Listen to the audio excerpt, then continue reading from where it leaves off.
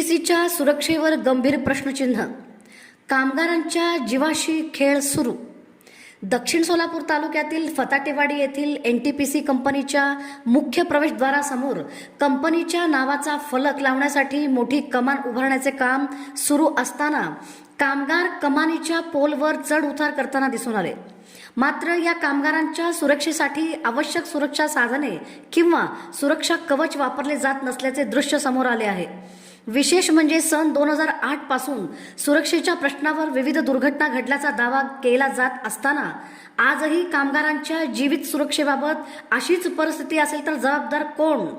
केंद्र सरकारच्या अखत्यारीत असलेल्या या प्रकल्पात सुरक्षा व्यवस्था इतकी ढिसाळ कशी? कामगारांच्या जीवाला धोका निर्माण होईल अशा पद्धतीने काम सुरू असताना संबंधित अधिकारी आणि प्रशासन नेमके काय करत आहे? सुरक्षा नियम केवळ कागदावरच आहेत का? कामगारांच्या जीवाची किंमत अपघात झाल्यानंतरच कळणार का? या संपूर्ण प्रकाराची संबंधित सुरक्षा विभाग, पोलीस प्रशासन आणि जिल्हा प्रशासनाने तातडीने चौकशी करून जबाबदारी निश्चित करावी अशी मागणी होत आहे.